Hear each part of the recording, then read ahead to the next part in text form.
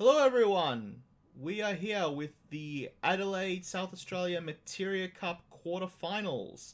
I'm joined by the bloodiest of fists, Bloodfist, Yo, and we are commentating game between Alex Wells and Daniel Gullius, our resident adopted son. the American nightmare himself, the man, the myth, the legend. All right, let's get started. They should just be cutting each other's decks at this point. Seeing some Yeah. lovely playmats on the screen already. That Winter Cup playmat is absolutely beautiful. No, it is. Yeah. It's one thing that's actually quite important to note is this is going to be an incredibly familiar game for both players because these two are testing partners. They know both Yes. each other's decks inside out, left to right, back to front. They've probably been doing this for probably 2 weeks coming up to this event. Absolutely, they have been. Um, So just kicking things off with a couple of backups. From what I see, it's a Kryle Yep. and a Lena from Ghoul. Yep, good start. Uh, I on the see flip he's side, got we're the. just Oh, there he is. I was going to say the Lunith quick in little hand. Vincent. Just didn't have the fire. This is a really demanding start for Refia. I believe it's Refia Control versus Mono Earth. It is. It is. The Refia deck looks like it's getting off to an incredible start, but we both know how quickly the Earth deck can explode up to five backups, Yep, so there's it the may not blacksmith. take too much longer. I believe that was the blacksmith.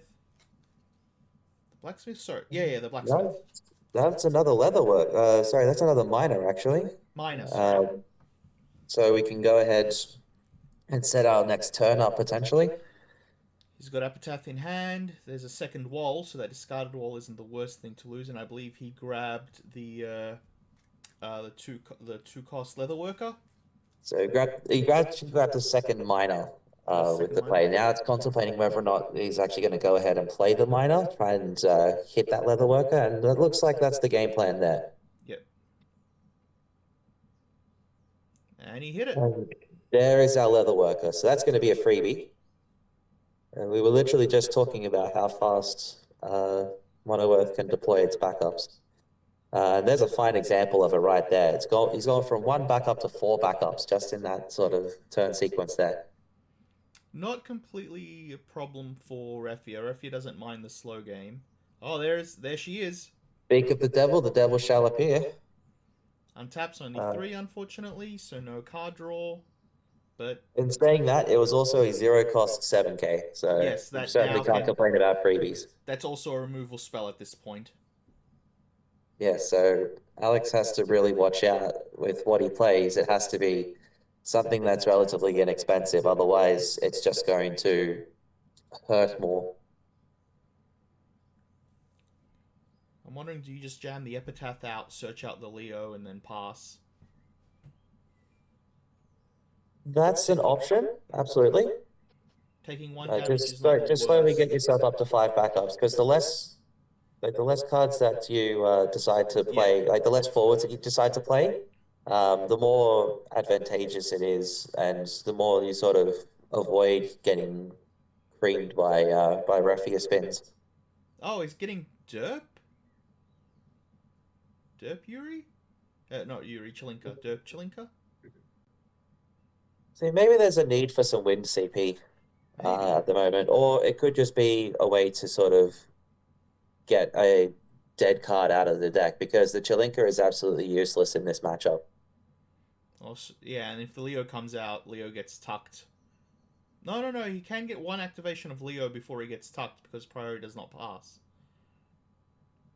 That's correct, but at the same time, at the moment, it's not particularly a good call to sort of just jam the Leo right now, purely because what you really want to do is you want to make sure that the five backups are able to be untapped, so that way you could just go Leo, Warrior of Light, activate Yes. backups, draw a card. Yeah. I wasn't suggesting he should naked Leo. I was thinking just put it into hand. But oh, So here we've got a Bid High Wind, which is just going to get that.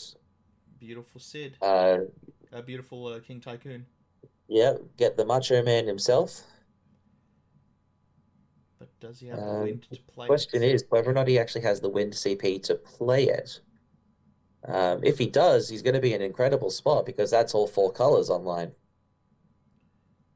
Well, he just discarded a win card to play the Sid, so yeah, I'm doubting that. But now he's going It in looks like he's for a just going to go for Leo. the double limit break. So he's limit break for the Sid, and then a limit break for Leo to just draw a card, which isn't going to cost him anything because he's Ooh, just there's a going to go Warrior of and untap Light. those backups in combat. Yeah, there goes the full color Warrior of Light, so he's got enough for the King next. Oh, he's going for it. He's just Pitch 2 straight up cards. just playing it. He might have drawn the Warrior of Light so he He could got it off the actually Leo, play the yeah. King Tycoon. He got it off the Leo. Digging deeper here, the decks really do go through each other really fast. Grabbing the Faris. One thing I will note is even though Alex was our runner-up last year, he kind of hasn't really touched the game since that point in time. So he sort of like while he's got done incredibly well to get himself into this position, he's sort of He's at a still he's at lying on the a he's at a disadvantage heavily. Yeah, he hasn't played for nearly 2 metas. He was talking about this with me or both of us probably that weekend. He had to do a lot of grinding just to catch up to where he is now. So I'm still thinking he did a fantastic job getting to top cut, despite Oh, that. he did absolutely incredible. But Okay, yeah, we're the letting the advantage is Leo wall definitely on resolve. Daniel. Yep, letting everything resolve. So, under normal circumstances, against any other deck, you would want to go with the Tidus player, but the problem is the Raffia is active, so Yep, no point you Tidusing kind of don't now. really want to go there. Oh, and there we Ooh, go. So we just Cucullin. switch off the wall's text box. So can't even use the wall to ping off any of the baby forwards. Raffia wall showing its power with the amount of EX bursts that it runs. I believe this deck that Daniel was running was up around 25. Yes, 24, 25 off the top of my head. I should know it. I played the deck, but On the flip side, the Mono Earth deck usually sits around about the 12 to 14, 14 isn't it? burst mark. Okay. Like it doesn't run a great deal of bursts, which is interesting because the 6-drop Leviathan is typically in these lists because it has EX burst written on it. It's not really a card that you aim to cast. Which I think he's about to cast now. Nope, Montleonis. It's going for a Montleonis, probably to pick up an Une that he's pitched earlier in the game. Yes. Yeah. Miss Dragon. Oh, but here comes that Mist Dragon. And with no response after that, that's basically that's a lot of break zone gone there. It's also just a lot of investment into nothing. Now, even though it looks like there's like gigantic amounts of board state on both sides, the advantage is definitely in Daniel's corner right now. Yes, he's So got he's all the playing the control. He's so he's playing the playing Sarah. Sarah FFL, pitching three from straight up pitching 3 from hand, which is especially when you're getting that particular Warrior of Light, really, really good. And the And then you Faris. got a backup Faris as well, just in case you lose the first Faris. But I anticipate that we're going to be seeing a Warrior of Light play.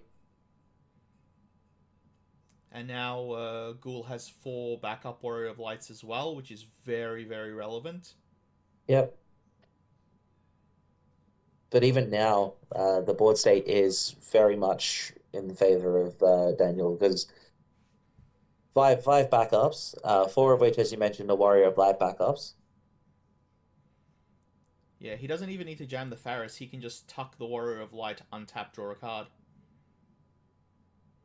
The only thing he needs to worry about is Amat, which I don't think is a factor in this matchup.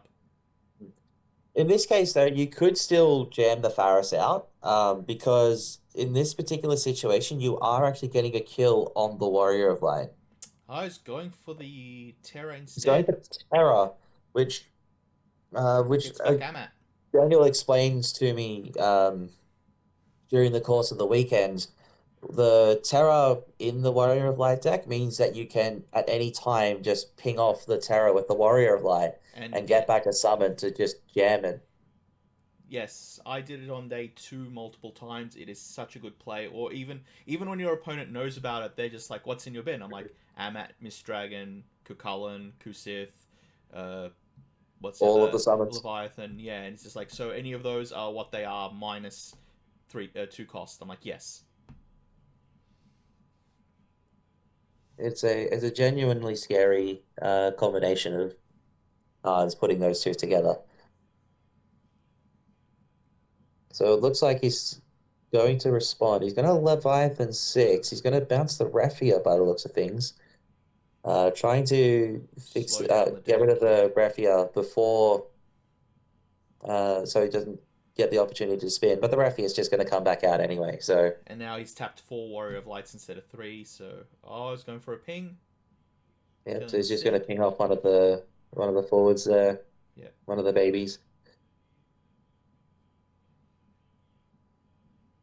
Okay, so here the Warrior of Light can just go for a 5k ping on probably the opposing Warrior of Light. No, he went for the But it looks Leo, it like he's looks going to like. go for the Leo here, Yeah, so stop the he can colors. kill the Leo. So go He's ahead, not scared swing of at the Warrior killing. of Light and then shoot it.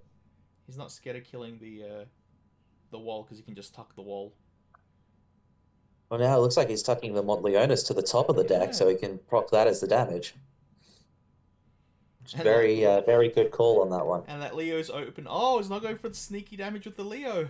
I guess he doesn't need to. Take He your doesn't time. need to. Like, the situation at the moment is very much outside of Alex's hands here. Yeah. Like, he's got two cards in hand, even though he's got the full five backups. The situation is very much against Alex at the moment, purely because he's had to empty his hand to play that Lev 6, and now he's back on just mono Earth because he doesn't have a Leo. Tyro burst. And that's a Tyro Burst. Grabbing a It's Zidane. just to add Oh. insult, just to add a whole bunch of insult to injury there. Yeah, this isn't looking good. I don't know what Alex can do in this. This is a best of 3 game, guys, so he's not out. But yeah, this is just a bad spot. Like, imagine having 5 backups, a full handful of having a wall out, 4-color wall, and still suffering. Now, Oh, this he's is just actually a particularly smart call because he's going to shoot the Terror, and Terra then the stop Terror's going to the attempt to pick up a summon. In response, he's just going to misdragon the whole bin. So draws that's a himself a solid call card. there, but he's also left himself a little bit wide open for a few attacks here.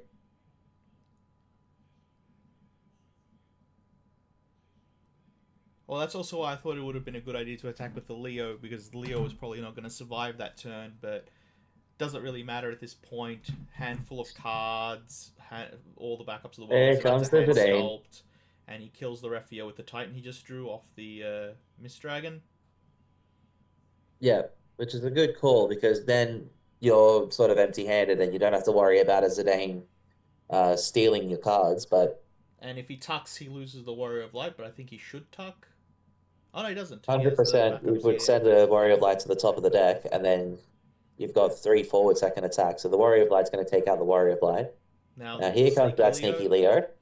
and Gets an Zidane. Uno, and then Zidane gets a mine off. Yep. And now So Daniel's threatening lethal, and Alex is on top deck. absolutely. Now this is another concern from the perspective of the Mono Earth because, as I mentioned before, you're not running all that many bursts, so Well, he does you have can't that sort of. one. Oh, he's not going for it. I would have expected. Has Alex LB'd this turn? He has not used his LB from what I can see. So why So, not go? Oh, but he knows that he Daniel has knew the about the Amat. Amaterasu, so Yeah, he knows about the Amat. So going for the Shantotto would not have been worth it until he got rid of it yeah. But now you're sort of behind. in a rather compromised spot because you don't have any of your color fix, so you're kind of just really praying for an EX burst, and not just any EX burst. It has to be Leviathan Removal. 6. Yeah, it has to be your removal. While Mono Earth is among the most powerful decks in the format, Oh, there is a burst. There is a Tyro, but It doesn't help. it's not going to help, and Zidane don't care. Grabbing another Emmet. Yeah, even Alex is like, there's no point finishing the. Yeah, not much point continuing that one. Yep.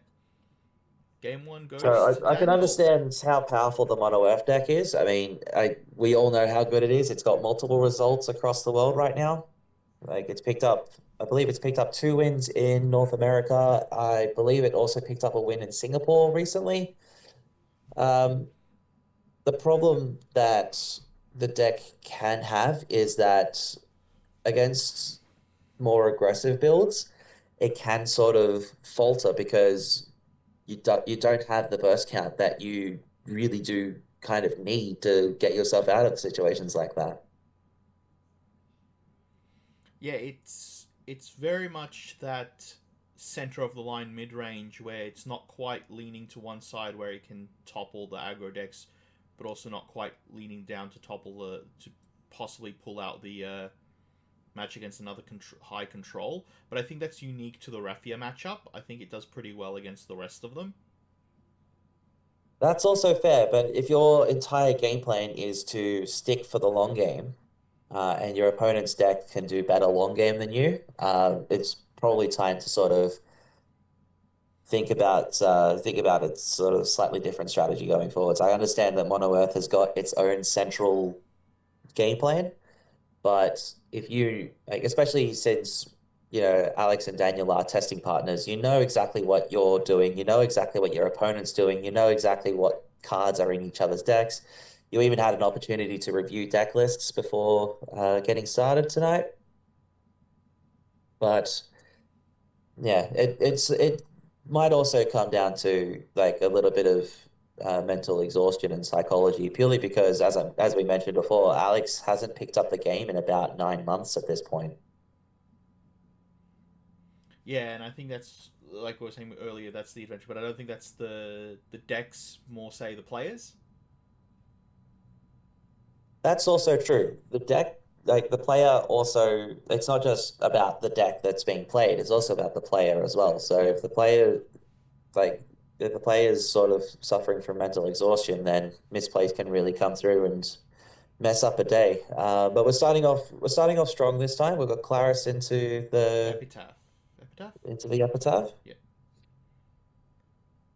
as audience you might know by now, I don't know the names of the cards very well. I've not played many of the video games. I just enjoy this game as a structure as is. Okay, so just going straight into the King King Tycoon into Tycoon into Lana Lena. play. So another quick attempt at a very quick start from Daniel here.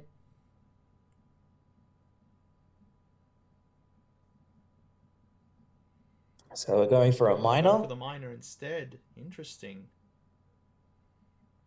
We got the Kolka as the only target off the top. See, from my perspective in this particular spot, it wouldn't necessarily be incorrect to just straight up play the Colker here for no value, and then potentially ramp out a couple more backups. Yes, but it looks like he's chosen to pass. Yeah.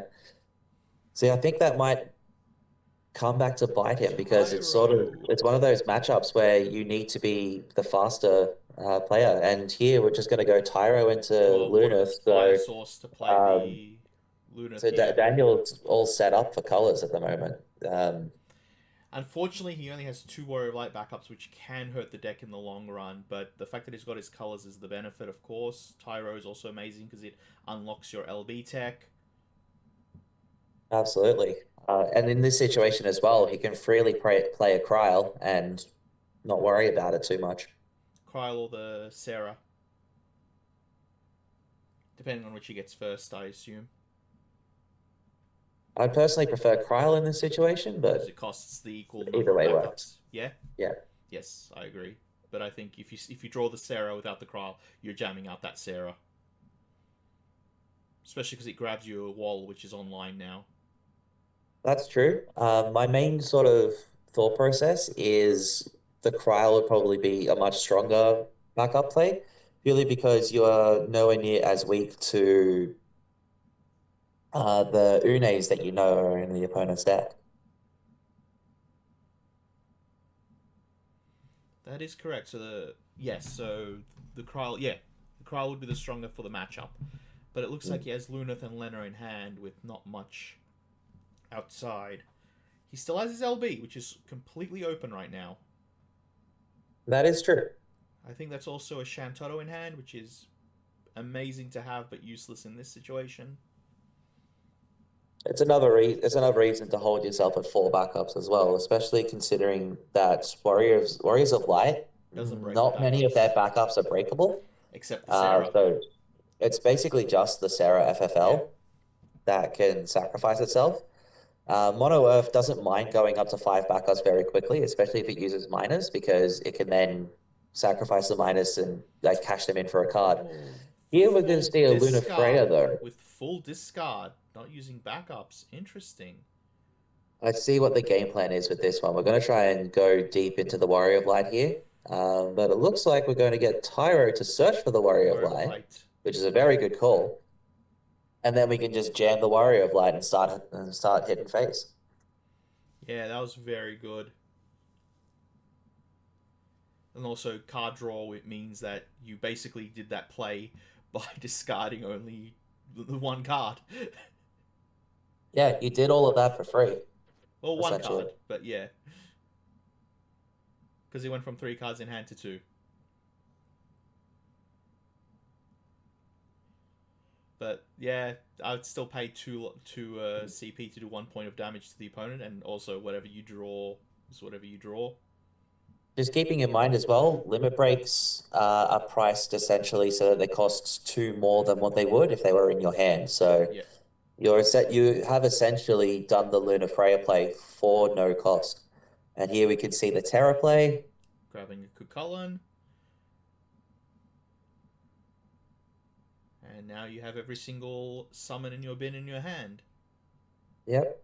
So Alex in this situation could potentially go for a reasonable play and just drop a Shintoto. The Terra is going to pick up another summon, which is probably going to be one of those Kusiths. But you've exiled a Warrior of Light, which is not the But worst. And a it's Terra. not the worst thing there. Like the Luna Freya is of little consequence. Yeah. But That you're exile's currently in not a death anyway. situation where you're really like you're very much on the back foot right now. So I think he's contemplating it, but we can't also see Alex's hand very well, so we don't know what else he has that could be better options. well, one thing we do know is we do know what Ghoul's hand looks like, and it's got nothing in it It's got except the for that one Kuchula. Cucullin. So Which is... if there was any moment in time where you could say that the defenses were down, this would be it. Yeah, Daniel could easily draw that Amat that stops the later Shantotto if he has more turns where now he doesn't have it, so feasibly that is good. And you are staring down 3 bullets. I mean, I know he's still got 6 life, it's not the worst, but it's more the opening. Yeah. It's also important to note that the Warrior of Light decks do not run that many forwards. No, they do not. That is their biggest weakness right now. So the more forwards you can get rid of, the easier your game will be. The only So downside is there's no ref there to get rid it'll of. be very much worth contemplating playing.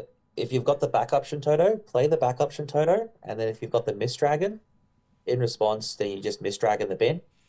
You still get to draw a card, but now the like you've spent a lot of resources to do that play, but at the same time, you've essentially shut off pretty much everything that Daniel's going to do for the next few turns, even. I still think... I think it would be better to jam out the forward Toto if he can. I know the backup one turns your LB back online. So the backup Toto in this situation is probably the stronger call. If you don't have access to it, then you just have to sort of jam the forward Toto. Well, I like the idea of the forward Toto because you play it, it's obviously going to die in the next X amount of turns, and then you play the backup one on the second wave. You are also losing your entire LB to play that Shintoto, though, so it's Yeah. just to come down to whether or not it's worth the risk. It looks like Alright. he's just pitching for the Leo, then jamming Warrior of Light. Yep, that's reasonable play. Obviously, again, no priority goes between, or else Daniel would have loved to Kukullen that Leo in response.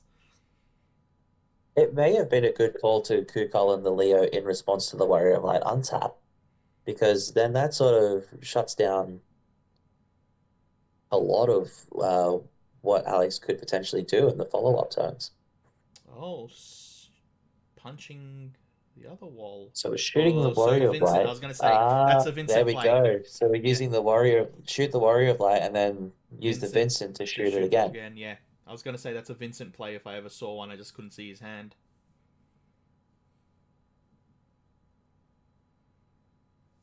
So the question now becomes whether or not Daniel decides to shoot his own terror in response to pick up a Kusith, which I think is probably what's going to happen here. Yeah. So then you can pick up the Kusith and then just sort of rinse repeat, Yeah, if you draw an Earth card that you're willing to pitch, you just pitch the Earth card, play the Kusith, get the Warrior of Light back, play the Warrior of Light, go again. which is fortunate that the deck does run majority Earth cards. Yes. Knowing Daniel's lucky it'll be a Kryl, the one we were talking about he should play.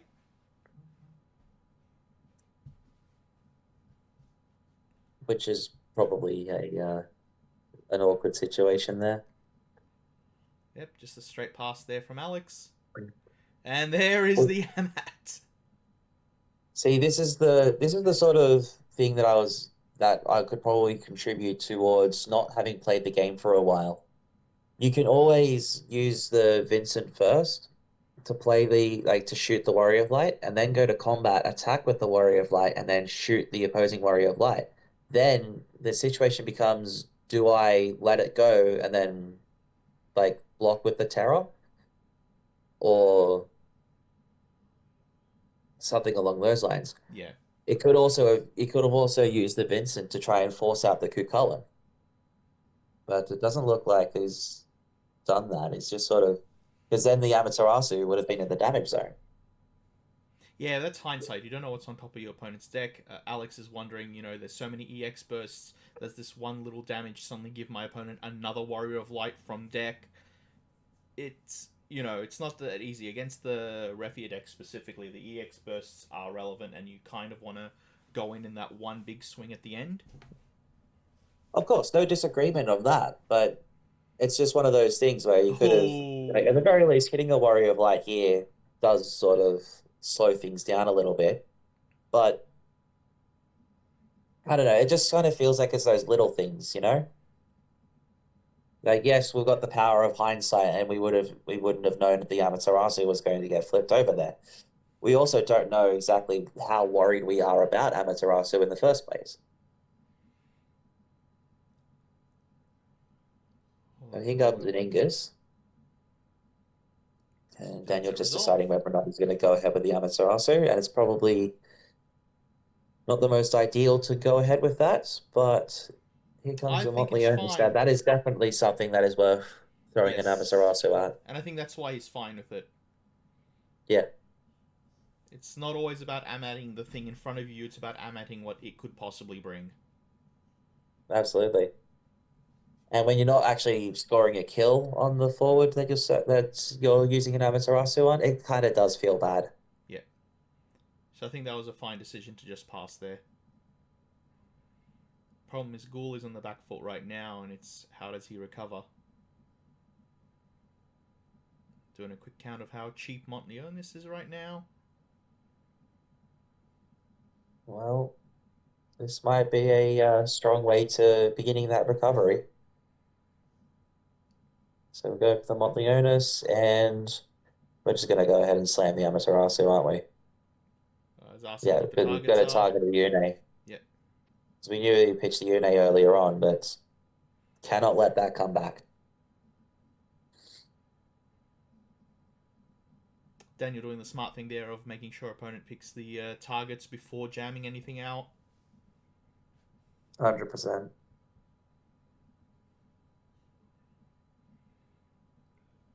And here comes another... Ooh, LB. So going for the limit break.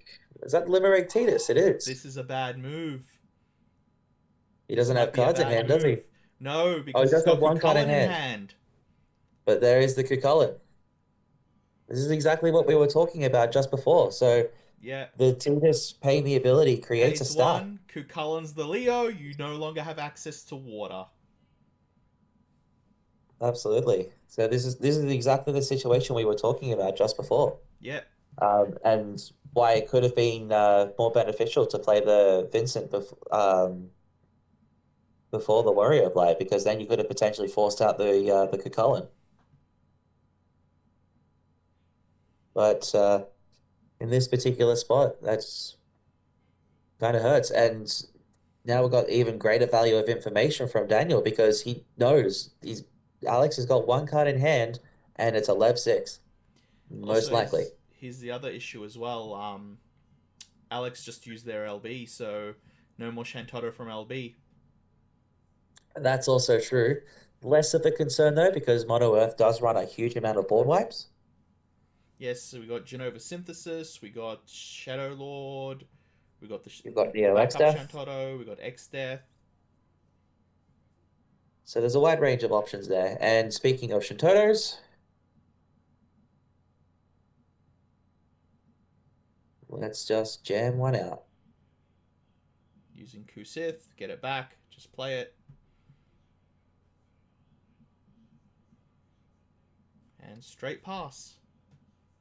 Yeah, doesn't need to do anything else from there. It's just a nice little game of draw go.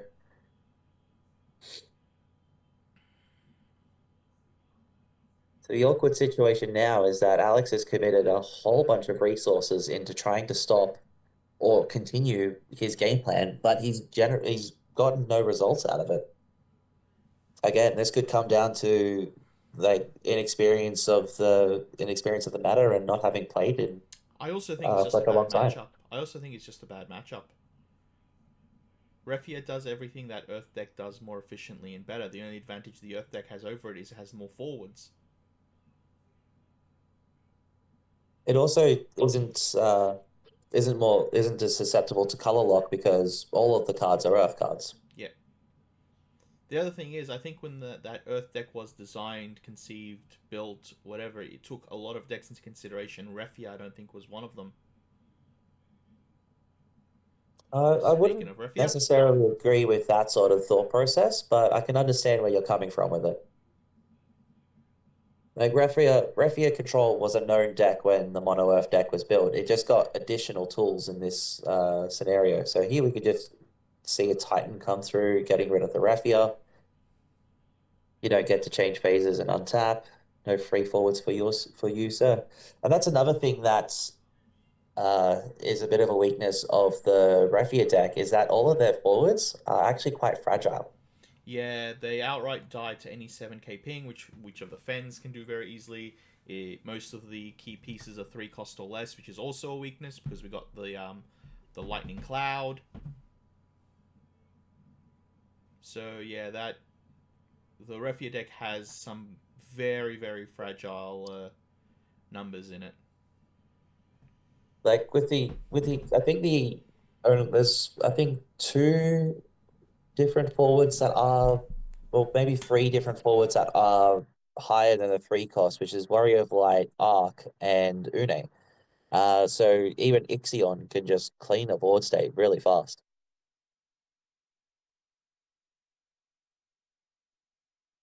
But here comes the Zidane.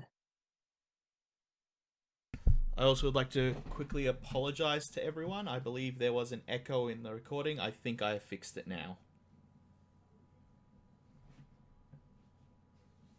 But Well, yeah, Zidane comes in. Zidane doing Zidane things. Not worried about the rest of those cards. And there's a Shintoto. I think that's not the worst. I believe the Earth deck runs 2 of them. It generally does run two. But here we've got a Kusif for a Leo. It looks like it's going to resolve. Interesting. So Yeah, that is Leo interesting. seems like it's just there to sort of color fix some cards from the LB, which would be a good call because then you could play the Leo and then jam the Limit Break Cloud to get rid of the Zidane. We Or go we could for an just play an Ingus. Ingus and go get a Warrior of Light for the Leo wall play.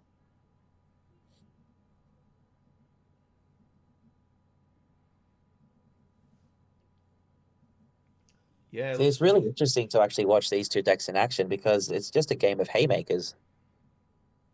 yeah, it has been very much control back and forth. No one person has had that outright big burst. That first game was pretty dominant on Daniel's side. He seemed to be in control throughout the whole thing, but this time around, it looks like Alex is at least giving him some resistance or taking the reins a little bit. Yep, everything resolves. There's not really anything you can do to stop that with those cards in hand. It looks like there's another Kukulin in Daniel's hand there, though, Yep, which could be very punishing if Alex decides to go for a second Titus play.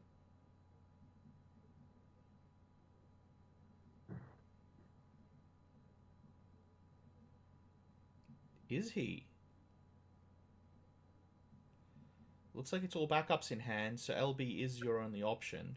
But as you said, we got the cloud to.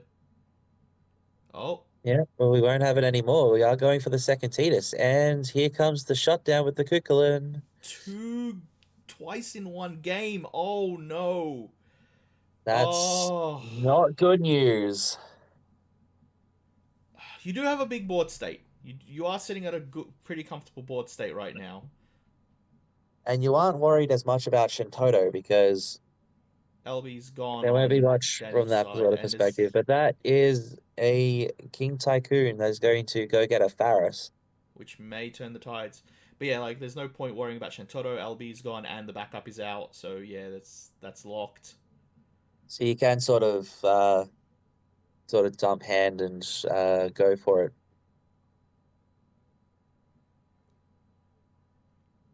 All right, and yeah, Alex did the smart thing. I don't think he could have actually put him to 3 damage, but yeah, if you had the option, you wouldn't have put him to 3 damage, knowing there's Faris in hand. Well, all of the forwards came down this turn. Yeah, yeah, but I'm saying even if you did have the option of putting him to 3, you wouldn't have.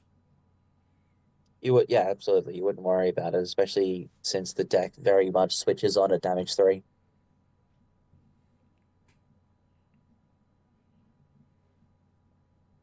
So Daniel probably thinking about that Faris and thinking, is it worth it? It's likely not. No, it doesn't kill anything. It doesn't search you anything. Oh, That Barsh, however, puts you to damage 3 it and gets you does. a And you get Kukulin. a Kukulin to switch off the Warrior of Light.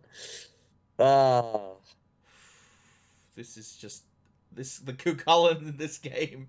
The Kukulins in this game. So now he can grab whatever he wants from Earth or Fire. which could probably be another Warrior of Light in this scenario. Yeah. You have the resources to just jam it out. And then Faris can actually start doing some real damage with the Warrior of Light together. And that'll be a way to throw a solid haymaker. Oh, Alex What's has worse such a is good that after the recovery. Faris play. Like, yes, that Titus play got shut down, but, you know, two 9Ks, Leo, which is what, 12 right now, and Warrior of Light, which is a 10 with the ping. Oh, it's just going for an Earth card. So Just I have going the for Warrior of Light at 9. Sorry, I have the Leo at 9k at the 9? moment, but yeah, there's 9 characters in play total. So we're just gonna go jam the Faris, search for 7 to the Leo. not even 7, just 4. Oh, yeah, you're right. Now this is where it gets Oh, really now interesting things because he's gonna gets... use the Arc to get back a Refia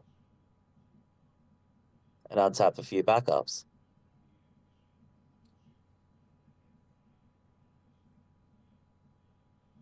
There's not much that can really be done about it. Gets the He's 2 going to on untap tap. Gets the Refia just the back. 2 Warrior Blights, but the Refia coming back is the real kick in the Or it nuts. doesn't matter because he's got 4 walls to tuck something untap. That's why untapping them is relevant. He's going from 0 Warrior of Light to 5 Warrior of Light in play just this turn.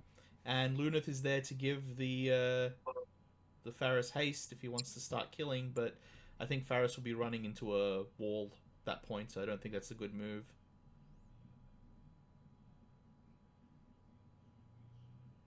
Yep, he's gonna tuck. But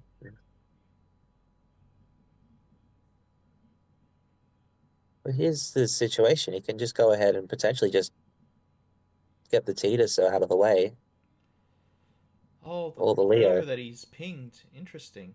But, well, he didn't ping the Leo, he pinged the Warrior of Light. Oh, did he? I thought he pinged the Leo.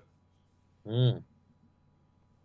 So now here's the improvement to the scenario. So now the Warrior of Light's taken 4.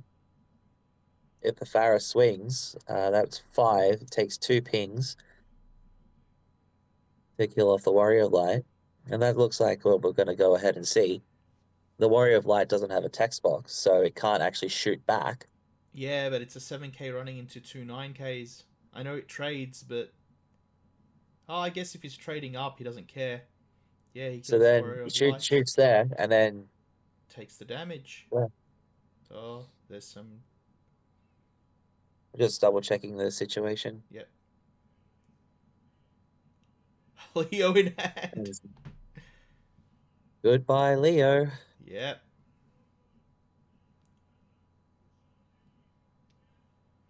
Zidane It's coming not actually in. doing anything. Yeah, so in that situation, the Pharos wasn't just trading with whatever it was going to block.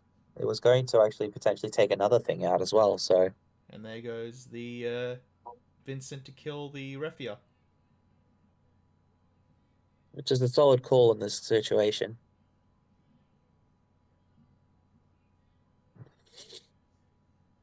You have to But do yeah, it at this the... is exactly what we were sort of mentioning before. It's just a game of haymakers. So Alex threw a gigantic punch, and then Daniel came back with a gigantic punch of his own.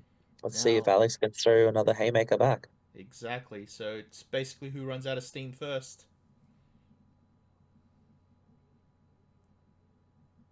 Alex does have a backup slot open, so if he can get that Shantotto... And it looks like he has a Kusith in hand, which basically uses everything in his bin.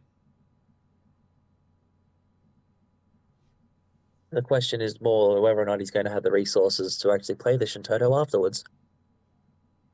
And I'm not sure he is. Oh, that's if it's in his bin, but doesn't look like he top decked it. I'm thinking maybe go for Montleonis, depending on how cheap it is. 1, 2, 3, 4, 5, It's going to cost him 6. 6. Doesn't it count the Ingus? Oh, it's 6, 8, 11. -5, yes. So 2 for... So it's only the Earth cards that count. So the Tidus doesn't actually add to that. Yes. For a minute there, I thought it was a 10 cost in my head, and then I'm like -5. But yeah, it's still gonna... He would have enough. And he would get something back. So it's whether that wall will be good enough for the cost he's paying. Hmm.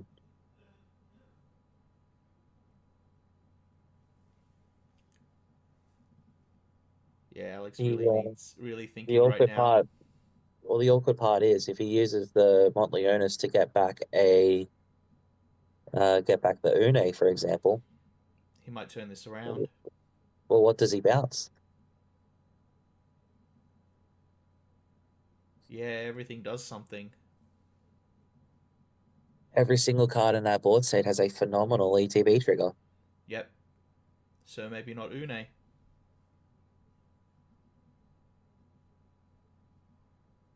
Alternatively, you could potentially get Emmett Selk. Oh, you won't have the resources to do To that, though. search if something and play something possibly.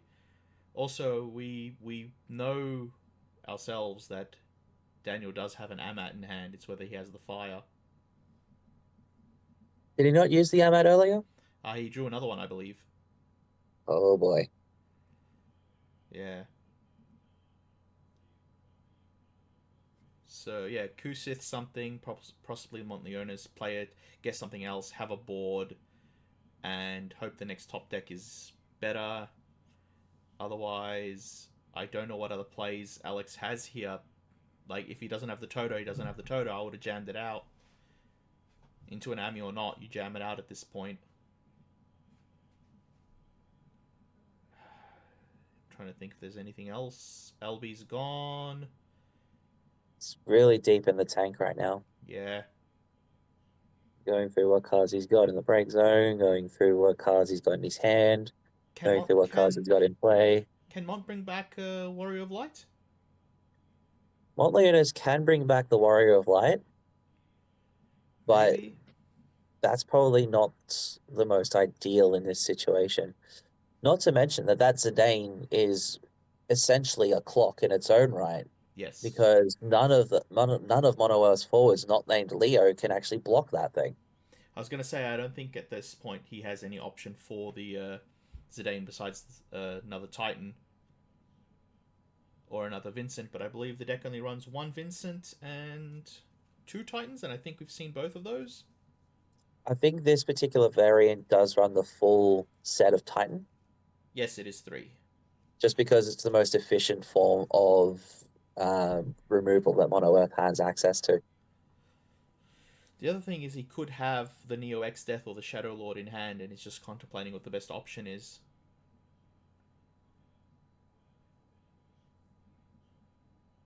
Neo X Death would be good, but obviously if he gets Amid, he's two backups down. Well, he's Shadow not two Lord. backups down, actually. Well, you sack two backups to X Death, So don't you? we will so the Neo X deaths entering the battlefield trigger targets two of your backups. Oh, if he gets Amid, you won't lose your backups. It's not part of the cost. Yes, yes, yes. Correct. So it targets your two of your backups, then you remove them and all of your opponent's forwards and monsters from the game. Should be an incredibly strong call if we've got access to it right now. But it looks like Alex has just put three backups to the side there. I think he's just going to go ahead and Oh, tighten the Barris. That's an interesting call. maybe he has another one. Maybe we were wrong about the count. Oh, no, to get I'm it going to back. use the Garnets to pick it up again. So Miss here comes that Dragon. Miss Dragon.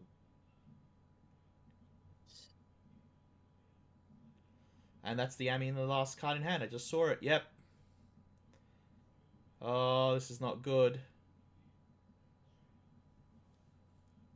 Alex has the dominant board state, but that Zidane is just going to keep chipping away.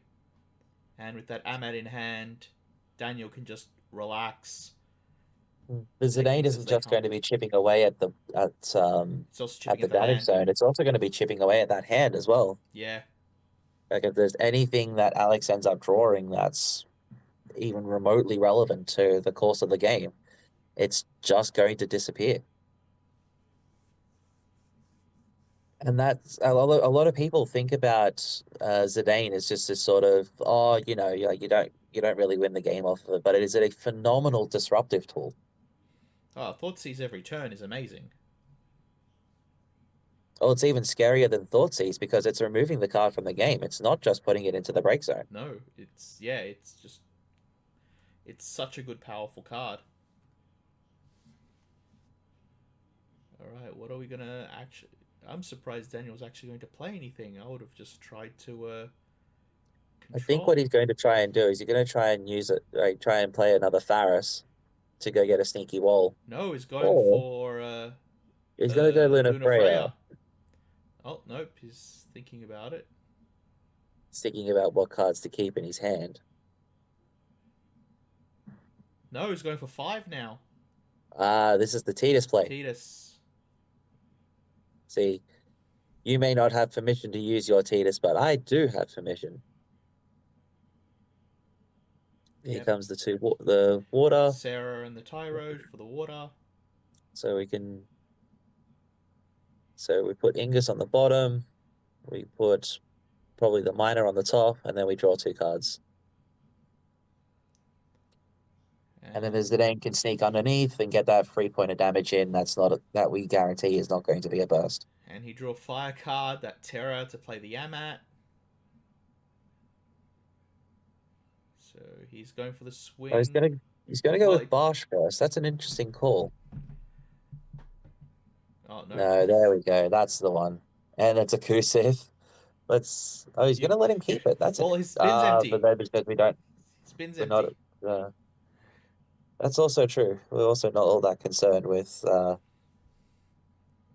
what could potentially happen from there. Go ahead, cast it on your 0 targets. What is a Kusith to an empty bin? And Just Tyro. Yeah, at this stage, Alex is getting quite frustrated because now he's starting to sort of throw his cards around a little bit. He's just like, yeah, what can I do? I would be as well in this position. So he's gonna go ahead and play the Ingus. To search again. Again, just build up that wall, try and stave off death, stabilize over time. Unfortunately, the wall of big boys is not going to do much to that Zidane. I'm surprised he hasn't grabbed a board wipe yet. I'm wondering, is he I'm out? not sure. Is he out? I think that's less of the concern and more he can't really grab the board wipe because Zidane is just going to eat it. Yeah, that is true. If you grab a board wipe, you need to play it on the turn. So I guess you've absolutely got to jam it out. Otherwise, you just it's not happening. So here comes the levy. Lev 6. Gets back Yep. So the warrior. Get back the warrior blade. Oh my god, with the I see. I see what he's done there. So he's actually. Is he overpaid for it? Looks like he did overpay for it, yeah. And then just warrior blade. I think it didn't matter in that case. You overpay by 1, you got that 1 back. Yeah. Well, waiting. Oh. He's going to have Warrior of Light. Oh, he's going to leave it on the stack. So Alex has got something in mind. Oh, no, he doesn't.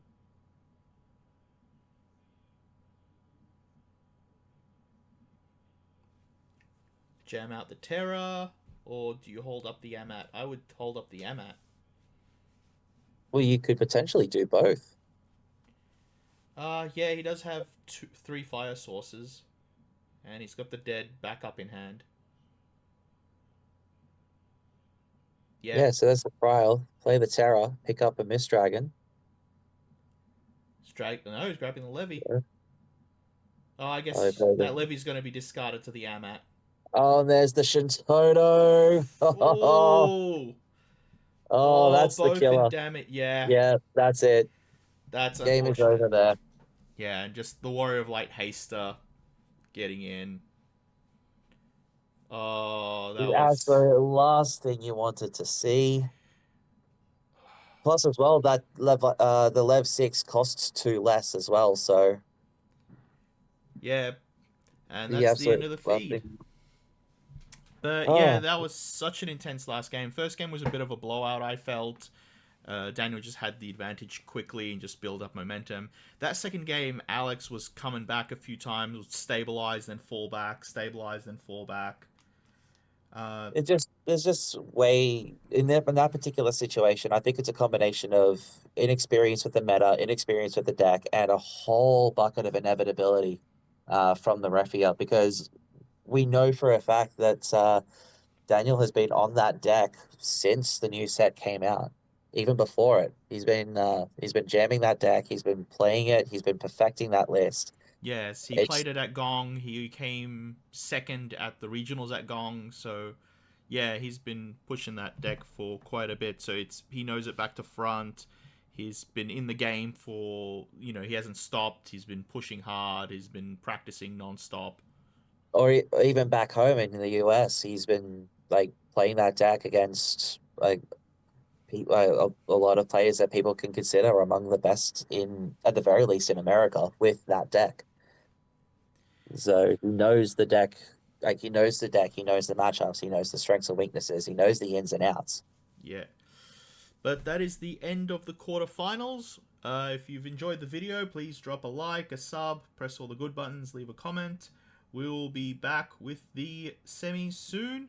See you on the next one. Take care, guys. See you soon.